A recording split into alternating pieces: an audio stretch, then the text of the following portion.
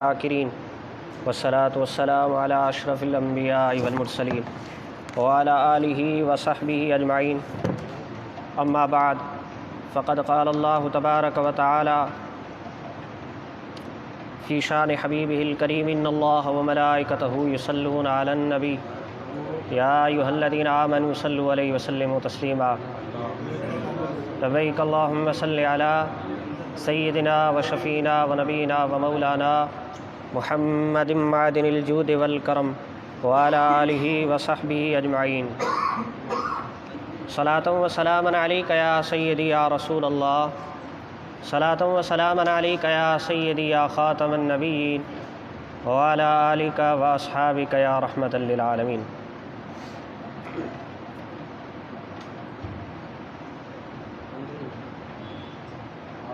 सलात व सलाम का बाद मुझा निहायती वाजिबुल एहतराम मुअज़्ज़ज़ सामीन हज़रात, जीअं त तव्हांखे ख़बर आहे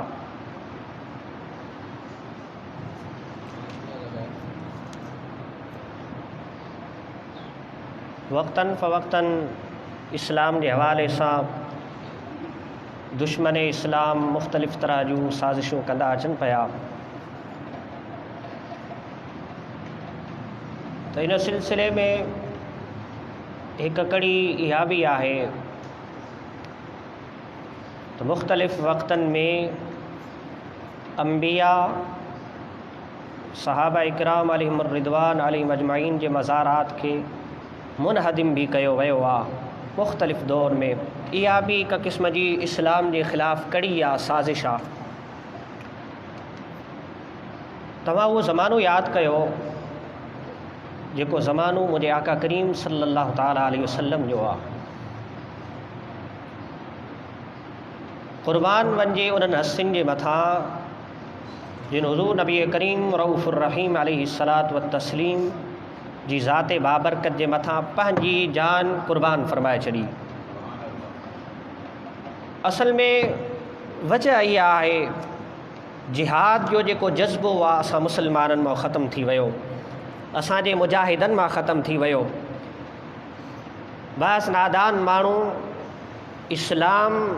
जो लिबास पाए करे इहा रविश इख्तियार कई ऐं जवाननि ताईं इहो पैगाम पहुचायो त जिहाद आहे ई न, कंहिं क़िस्म जो जिहाद न आहे। हालांकि क़ुरान मजीद बरान रशीद में रब लम यज़ल मुख़्तलिफ़ मक़ामात ते जिहाद जो ज़िक्र फ़रमायो आहे। जंहिं वक़्तु उन्हनि माण्हुनि इहो तसव्वुर ॾिनो त उन्हनि मां सभ खां वधीक जेकी साज़िश माण्हुनि जी हली रही आहे उन में सभ खां पहिरीं जेको अॻिते माण्हू आहिनि, तव्हां ज़माने खे हिन वक़्तु ॾिसो, कादियानी जेको आहे उहो जिहाद जो इनकार करे रहियो आहे, जिहाद जा मुनकिर आहिनि, त गोया उहे क़ुरान जी आयतुनि जो इनकार करे रहिया आहिनि। अहिड़ी तरह सां ॿिया केतिरा ई माण्हू आहिनि। कॾहिं ईअं बि थिए थो त कॾहिं डायरेक्ट इस्लाम जे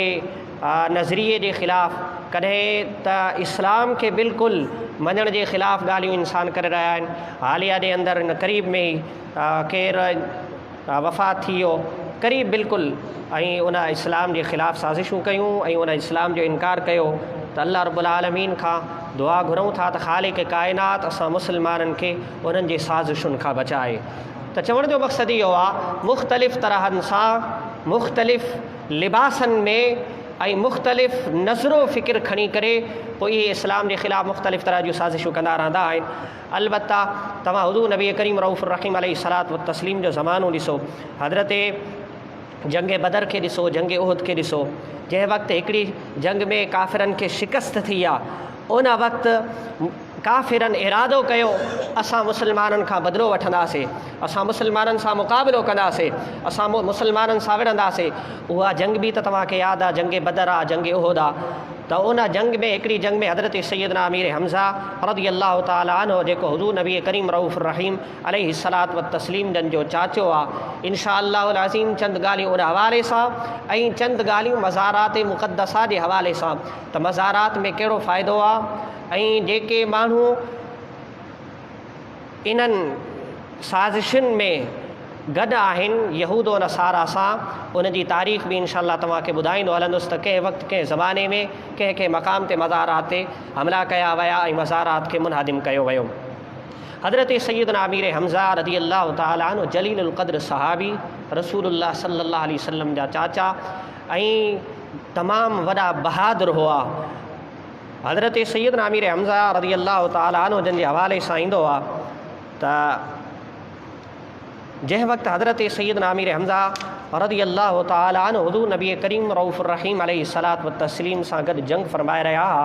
त उन वक़्तु रिवायत में अचे थो त हज़रत अमीर हमज़ा रज़ी अल्लाह तआला अन्हु ख़ुदि तलवार हलाई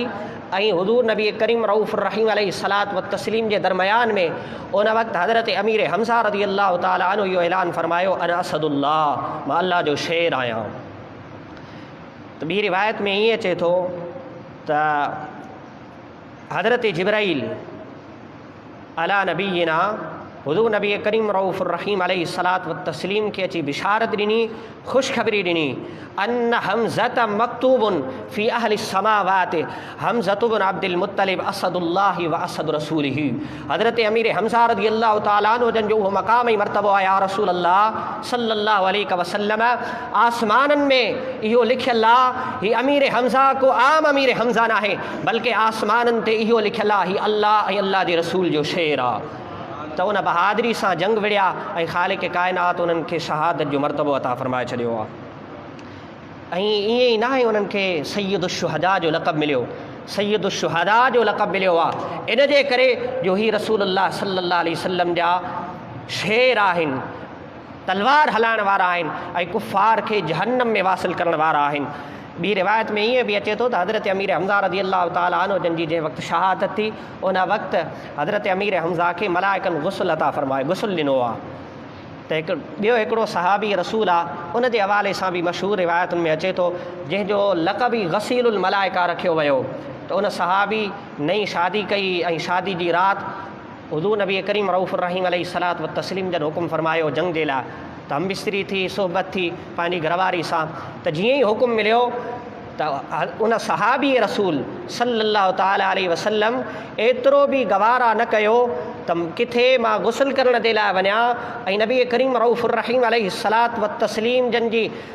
नाफ़रमानी में ज़रा ताख़ीर थी वञे, नाफ़रमानी त न आहे पर हुज़ूर जन जे हुकुम खे मञण जे लाइ मूं में ताख़ीर थी वञे त उनखे बि उन्हनि सहाबिन गवारा न कयो, गुस्ल करण जे बजाय रसूलुल्लाह जी ख़िदमत में हाज़िर थियो आहे ऐं उहो सहाबी जंग में वियो, शहीद थी वियो आहे। जंहिं वक़्तु तमामु सहाबा जंग ख़तमु थी रसूलुल्लाह सल्लल्लाहु अलैहि वसल्लम जन हुकुम फरमायो ॾिसो केरु केरु सहाबी शहीद थियो आहे। हुज़ूर जंहिं सहाबिन साथियुनि जाइज़ो वरितो या रसूल अल्लाह फ़लां फ़लां सहाबी शहीद थी वियो आहे पर या रसूल अल्लाह हिकिड़ो सहाबी नथो मिले। हुज़ूर नबी करीम रऊफ़ुर रहीम अलैहिस्सलातु व तस्लीम जन मुस्कुराए करे फरमायो उहो हालत जनाबत में अची करे जंग में शरीक थियो ऐं ख़ालिक़ काइनात उनखे शहादत जो मर्तबो अता फरमायो ऐं मलाइका उनखे आसमाननि ते खणी विया आहिनि त जीअं उनखे गुस्ल ॾेई सघनि। त ज़रा अदना हुकुम जे अंदरि ताख़ीर, हिकु त हूंदो आहे हुकुम खे न मञणु, हुकुम जे अंदरि ताख़ीर बि सहाबा बर्दाश्त न कई आहे। इहा ई वजह आहे हिन जंग जे अंदरि जंहिंमें हज़रत अमीर हमज़ा रज़ी अल्लाह तआला अन्हु जन शहीद थिया सहाबिन खे हुज़ूर नबी करीम रऊफ़ुर रहीम अलैहिस्सलातु व तस्लीम जन हुकुम फरमायो त तव्हां हिकु पहाड़ ते बीही रहो ऐं तीर अंदाज़ थी जेके 50 सहाबी आहे तीर अंदाज़ बहितरीन तीर हलाइण वारा त उहे हिकु मक़ाम ते बीही रहिया ऐं हुज़ूर जन इहो हुकुम फरमायो त जेसि ताईं मां तव्हांखे हुकुम न फरमायां तव्हां पंहिंजी जॻह न छॾिजो। त सहाबिन ॾिठो जंग हलंदी रही, ख़तमु थी वई, गनीमत जे माल जे लाइ उहे लही आया, उन्हनि सम्झो त जंग ख़तमु थी वई आहे पर काफ़िरनि जंहिं वक़्तु ॾिठो त उहा जॻह ख़ाली थी वई आहे ऐं पोयां अची करे उन्हनि हमलो कयो त अल्लाह रब्बुल आलमीन उन्हनि खे ॾेखारियो त ॾिसो जेको रसूलुल्लाह सल्लल्लाहु अलैहि वसल्लम जे हुकुम जी नाफ़रमानी कंदो आहिनि ऐं यकीनन ॾिसो मुसलमाननि खे इन जंग में तमामु घणी तकलीफ़ आई पर पोइ बि फ़तह ऐं नुसरत अल्लाह रब्बुल आलमीन मुसलमाननि खे अता फरमाई। त चवण जो मक़सदु इहो आहे त हुज़ूर नबी करीम रऊफ़ुर रहीम अलैहिस्सलातु व तस्लीम जे हुकुम में इंसान अदना भी ताख़ीर न करे, जेको बि हुज़ूर जन जो हुकुम आहे इंसान उन ते अमल करे त दुनिया में बि कामयाबी आहे, इंशाअल्लाह आख़िरत में बि कामयाबी आहे। जहिड़ी तरह कुझु माण्हू अॼु हदीस रसूल सल्लल्लाहु अलैहि वसल्लम जो इनकार, उन सां गॾोगॾु क़ुर जो इनकार, अल्लाहु अकबर, ख़ालिक़ काइनात जे प्यारे हबीब नबी करीम रऊफ़ुर रहीम अलैहिस्सलात व तस्लीम जन हर अदा असांखे सेखारी आहे उहा असांखे मिलंदी त रसूलुल्लाह जे फ़रमान मां मिलंदी। अगरि हुज़ूर नबी करीम रऊफ़ुर रहीम अलैहिस्सलात व तस्लीम जे हदीस मुबारक जो उन्हनि जे फ़रमान जो असां इनकार कंदासीं त पोइ असां पंहिंजी ज़िंदगी न गुज़ारे सघंदासीं। सॼो तरीक़ो रसूलुल्लाह सल्लल्लाहु अलैहि वसल्लम जन असांखे ॿुधायो आहे। इन जे लाइ त ख़ालिक़ काइनात फ़रमायो लक़द कान लकुम फ़ी रसूलिल्लाहि उस्वतुन हसना। रसूलुल्लाह सल्लल्लाहु अलैहि वसल्लम जी ज़िंदगी उन्हनि जी हर अदा तव्हांजे लाइ बहितरीनु नमूनो आहे। त हज़रत सैयदना अमीर हमज़ा रज़ी अल्लाह तआला अन्हु जन अहिड़ा जलीलुल क़द्र सहाबी आहे। आका अलैहिस्सलातु व तस्लीम जन खे तमामु घणी तकलीफ़ पहुती जंहिं वक़्तु हज़रत अमीर हमज़ा रज़ी